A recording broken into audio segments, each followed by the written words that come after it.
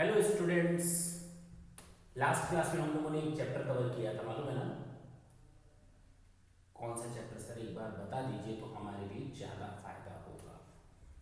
हम लोगों ने असेसमेंट प्रोसीजर ओवर किया था और जो सेक्शन मैंने लास्ट में पढ़ाया, क्यों ना उसके आगे हम एक टॉपिक कवर कर दें। बार बार मैं बोलता रहता हूँ सर, आप तो दिन भर बोलते हैं, बार बार मैं बोलता रहता हूँ एसएससी इन डिफॉल्ट टैक्सेशन में इसका क्या रोल है। पहली चीज, इसके लिए आपको आज हम दो सेक्शंस के बारे में बताएंगे and that is very important. Section 220 and section 221, दो सेक्शंस हैं आपके सामने। एसएससी इन डिफॉल्ट, बेसिकली हम एसएससी इन डिफॉल्ट कब मानते हैं ये पता चलेगा और इंटरेस्ट कितना चार्ज होगा वो पता चलेगा।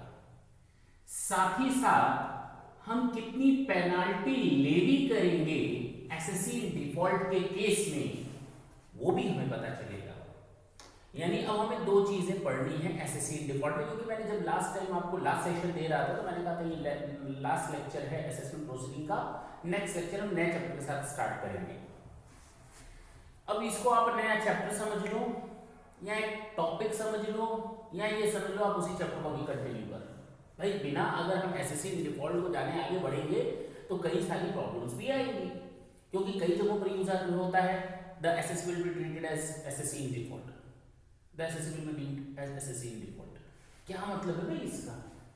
तो एसएससी इन डिफॉल्ट का मतलब है अगर आप एक एसएससी हैं, आप पर्सन हैं, आप कोई पर्सन है, एसएससी हो या ना हो, आपके ऊपर नोटिस ऑफ डिमांड दी गई है सेक्शन 156 में, जो लास्ट सेशन में मैंने आपको बताया था। अगर नोटिस ऑफ डिमांड दी गई है तो इसका मतलब आपके ऊपर कुछ ना कुछ टैक्स पेबल है, तभी तो नोटिस ऑफ डिमांड दी गई कि भाई इस नोटिस में जो अमाउंट लिखा है ना, that is due on you, try to make the payment the sum which is mentioned in this notice within 30 days, within 30 days from the date of serving of this notice।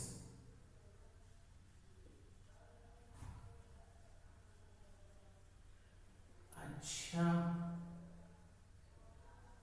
यानी SSC को कहा गया कि जब आपके हाथ में ये नोटिस आएगी ना, उस नोटिस के 30 दिनों के अंदर आप हमारे इस टैक्स जो इसमें मेंशन है नोटिस में, उसको आप पेमेंट कर देंगे। अब अगर एसएससी इस अमाउंट को with in this prescribed time limit नहीं पे करता तो वो एसएससी इन डिफॉल्ट माना जाएगा, पहली चीज।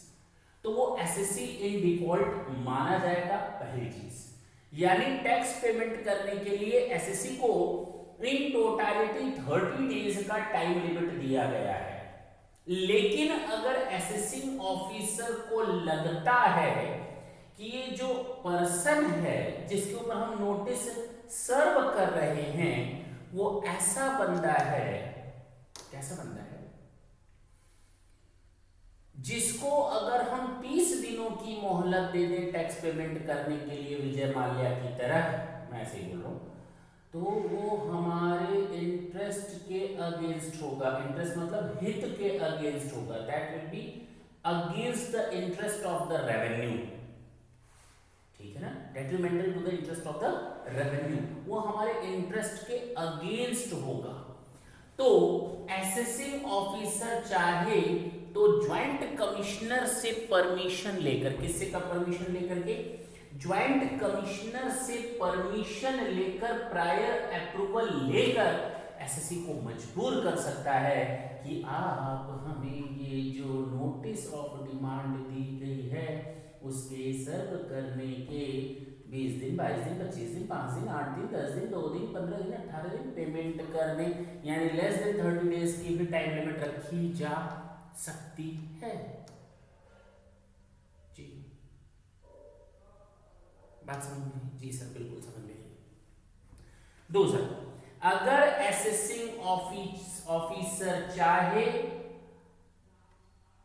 और एसएससी की सर्कमस्टांसेस को देखते हुए अगर वो चाहे तो असेसिंग ऑफिसर को 30 दिन से ज्यादा की टाइम पीरियड भी अलाउ कर सकता है, लेकिन उन 30 दिनों के खत्म होने के अंदर अंदर असेसिंग ऑफिसर को ऐसा डिसीजन लेना पड़ता कि फर्दर उस टाइम पीरियड को एक्सटेंड किया जाए या ना किया जाए। लेकिन हाँ, ऐसा वो तभी कर सकता है जब एसएससी ने इसके लिए एक एप्लीकेशन दाखिल की हो।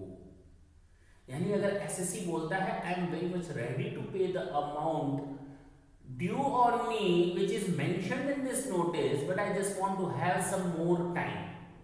This 30 days time period is not enough to me to make the arrangement proper, to make the proper arrangement of fund.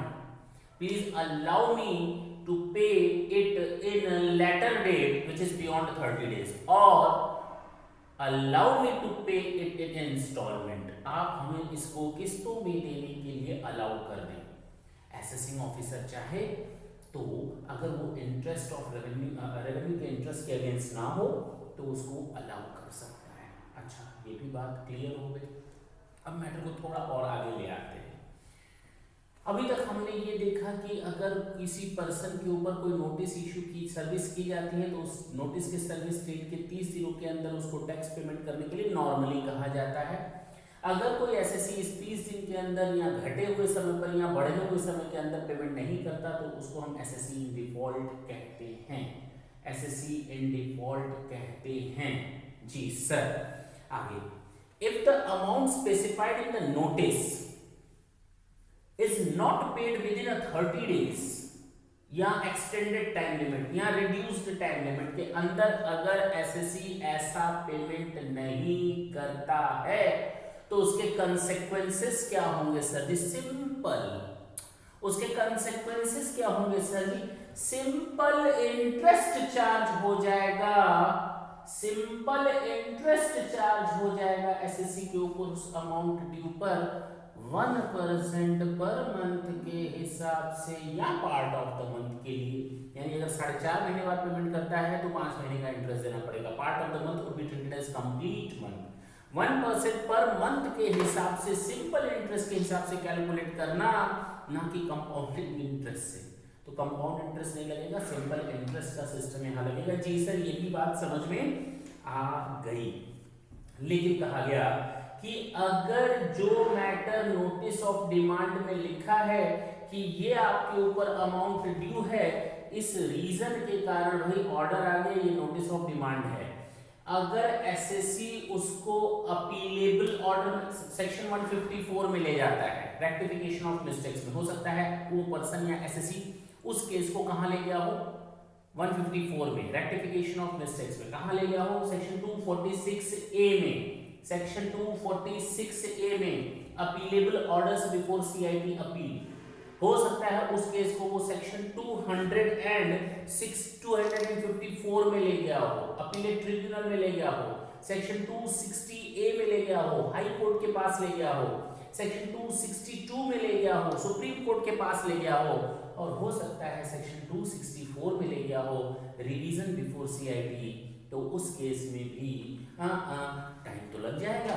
यानी कि हमारे पास कोई नोटिस ऑफ डिमांड आया और उस नोटिस ऑफ डिमांड के आने के बाद मैंने कोई अपील फाइल कर दी है, अपील फाइल की है, या तो appealable orders before CIT appeal, CIT appeal किया, या तो मैंने अपील दाखिल की है आईटीएटी के यहाँ सेक्शन 254 में, या तो मैंने अपील फाइल की है सेक्शन 260A में यानी हाई कोर्ट के सामने, या तो 262 में सुप्रीम कोर्ट के सामने, या मैंने रेक्टिफिकेशन के लिए अप्लाई कर रखा है। किसमें? रेक्टिफिकेशन के लिए आपने अप्लाई किया होगा सेक्शन 154 में। तो अगर आपने उस केस को जो नोटिस में दिया गया है उसको अप्लाई कर रखा है और लास्टली वो अमाउंट रिड्यूस हो जाता है। ओ ऑर्डर आएगा तो अमाउंट या तो बढ़ेगा या घटेगा, अमाउंट घटेगा या बढ़ेगा। अगर अमाउंट घट गया तो आपका इंटरेस्ट का अमाउंट भी उसी हिसाब से कैलकुलेट करके कम हो जाएगा। जी सर, बात समझ में आई? बिल्कुल समझ में आई। अब दूसरी बात, नोटिस ऑफ डिमांड गया था, मैंने अपील कर दी। अपील का डिसीजन 3 महीने नहीं, 6 महीना, साल और 2 साल, 1 साल, 3 साल लग जाता है। वो टाइम लिमिट हम लोगों ने देखा है 153 में, नहीं देखा तो एक बार देख लो। वो टाइम दिया हुआ है, 2-3 साल 4 साल का जो आपको टाइम दिया गया, उस समय डिसीजन आ रहा है। अब इतना लंबा डिसीजन आ रहा है।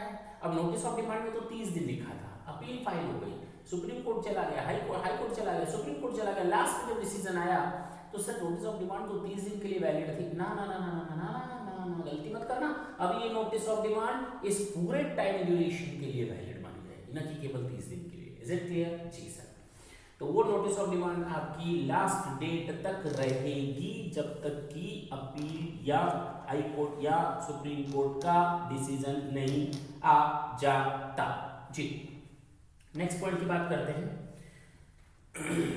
अब अगर chief commissioner of income tax या कमिश्नर ऑफ इनकम टैक्स को ऐसा लगता है, कैसा लगता है, अगर chief commissioner of income tax या कमिश्नर ऑफ इनकम टैक्स को ऐसा लगता है कि जो एसएससी के ऊपर इंटरेस्ट चार्ज किया जा रहा है वो अमाउंट एसएससी के लिए हार्डशिप का काम करेगा, यानी जो एसएससी से हम इंटरेस्ट लेने की बात कर रहे हैं वो उसके ऊपर एक हार्डशिप, जेन्युइन हार्डशिप देगा, और जिन कारणों की वजह से वो उसको आज इंटरेस्ट देना पड़ रहा है वो कारण उसके वश में नहीं थे। The reason were not under the control of the assessee, means there is some genuine reason and genuine hardship is there, and as well the SSC has cooperated throughout the case। SSC ने income tax department का पूरा cooperation किया, यानी उसके ऊपर hardship लग गई, उसकी जो अमाउंट ऑफ टैक्स नहीं पे कर पाया ड्यूरिंग द प्रिस्क्राइब्ड टाइम, वो कारण उसके कंट्रोल के बाहर थे और उसने इनकम टैक्स डिपार्टमेंट को पूरा सपोर्ट किया। तो चीफ कमिश्नर या कमिश्नर ऑफ इनकम टैक्स के पास पावर है कि उस अमाउंट ऑफ इंटरेस्ट को रिड्यूस कर सके या वेव कर सके। जी हाँ, लेकिन वो ऐसा जब भी करेगा, जाहिर सी बात है एसएससी उससे रिक्वेस्ट करेगा, अपने रीजंस बताएगा, अपनी बात शेयर करेगा और मुंह से जा करके दोस्तों की तरह बात शेयर करेगा। अरे नहीं भाई, सरकारी विभाग है ना, कागज पत्तर चाहिए, अरे पेपर वर्क होगा, पेपरलेस नहीं, कैशलेस नहीं, पेपर वर्क चाहिए। एप्लीकेशन, अब इंटरनेट का जमाना है, इंटरनेट से भी एप्लीकेशन फाइल भरेंगे, पेपर वर्क चाहिए, किससे? पेपर वर्क करेंगे, एप्लीकेशन एसएससी देगा चीफ कमिश्नर या कमिश्नर को, और कमिश्नर देखेगा जेन्युइन हार्डशिप है, हाँ, beyond the control of the SSC reasons थे, हाँ, और एसएससी ने पूरा कोऑपरेट किया केस में, हाँ। अगर ये सारे रीजन मौजूद हैं तो ऐसी एप्लीकेशन मिलने के 12 महीने के अंदर वो इस केस को निपटाएगा, उसको ज्यादा लिंगर और नहीं कह सकता, टाइम आउट हो गया है, within a period of 12 months from the end of the month in which the application is received. जी सर। और जब भी कभी ऐसा एप्लीकेशन मान लो मिला चीफ कमिश्नर या कमिश्नर को and they don't want to accept and they are just going to reject the application, they cannot do so without giving the opportunity to the SSC of being heard। Is it clear? जी sir, ये बात भी समझ में आ गई, यानी SSC के ऊपर एक हार्डशिप लग रही है और हम लोग नेचुरल जस्टिस जानते हैं, और जब भी एसएससी के ऊपर हार्डशिप आएगी किसी भी वे में तो बिना उसको सुनने का मौका दिए हम लोग कोई डिसीजन नहीं ले सकते। चल, लास्ट के 2 पॉइंट और बचे।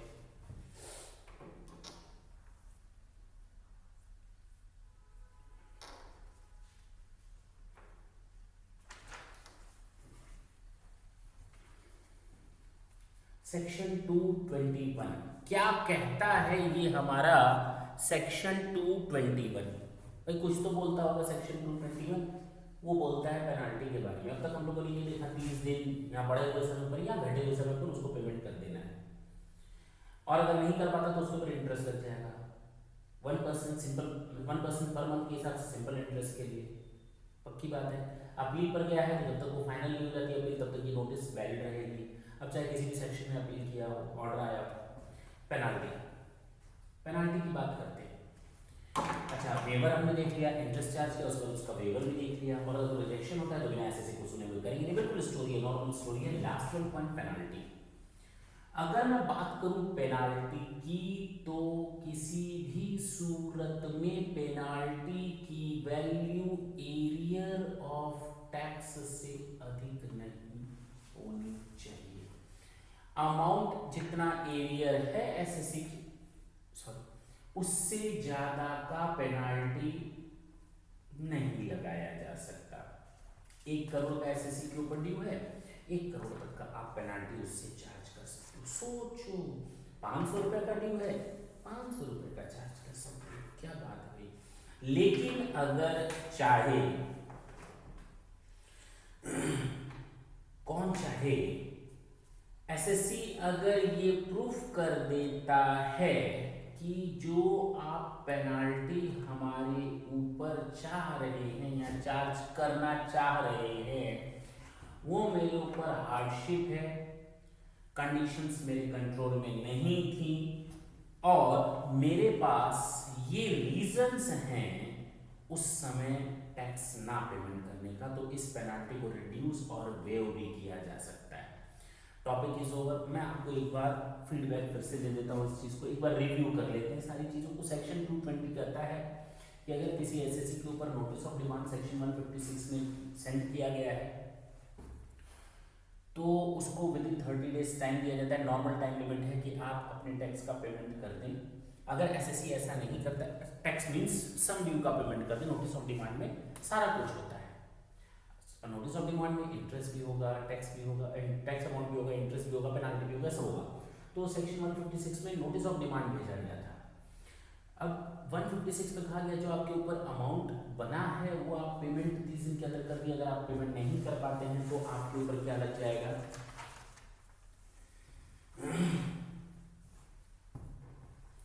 जी आपके ऊपर क्या लग जाएगा, आपके ऊपर इंटरेस्ट लग जाएगा। अब चाहे घटे हुए समय पर अगर लगता है कि ये against the interest of the revenue होगा एसएससी ऑफिसर को, 30 दिन से कम का समय दे सकता है। अगर एसएससी ऑफिसर को लगता है कि एसएससी ने एप्लीकेशन दी है और वो एक्स्ट्रा टाइम लिमिट मांग रहा है तो before the ending of those 30 days which were mentioned in this original notice under section 156, the SSC officer has power to extend the time limit beyond 30 days, or he can allow the SSC to pay the sum due in installments. Okay, that is very much depend upon the circumstances or situations. तो उसके लिए कहा गया तो अगर उसके अंदर आप पेमेंट नहीं करते तो आप एसएससी इन डिफॉल्ट कहलाएंगे और आपके ऊपर सम ड्यू का 1% पर मंथ के हिसाब से इंटरेस्ट चार्ज होगा, सिंपल इंटरेस्ट। जी सर, यहाँ तक तो क्लियर है। इंटरेस्ट को वेव करने का मैंने आपको बताया, वेव तभी किया जा सकता है जब एसएससी ने कोऑपरेट किया हो, एसएससी के पास सफिशिएंट रीजंस हो और वो और जेन्युइन हार्डशिप है और beyond the control of the SSC है, तो उस इंटरेस्ट को रिड्यूस या वेव किया जा सकता है। लेकिन ऐसी एप्लीकेशन मिलने के बाद चीफ कमिश्नर या कमिश्नर 12 महीने के अंदर अपना रख लेंगे मत कि भैया हम आपका इंटरेस्ट रिड्यूस या वेव कर रहे हैं या नहीं कर रहे हैं, फाइनल कर देंगे उस चीज़ को, टाइम लिमिट दे दी गई है। लेकिन अगर ऐसा वो एप्लीकेशन को रिजेक्ट कर रहे हैं तो नेचुरल जस्टिस का केस होगा और वहाँ पर एसएससी को सुनने का मौका पर्याप्त दिया जाएगा। जी सर, ये भी बात समझ में आ गई, हो गया। पेनाल्टी सेक्शन 221 कहता है कि किसी भी कीमत में पेनाल्टी की मात्रा या क्वांटिटी पूरे सम ड्यू से ऊपर का एरियर ऑफ अमाउंट से ज़्यादा का नहीं हो सकता। इसको कम किया जा सकता है बशर्ते एसएससी प्रूव करते कि उसके पास गुड एंड सफिशिएंट रीजंस थे। Is it clear? Topic is over. Concept आप दिमाग में बिल्कुल सेट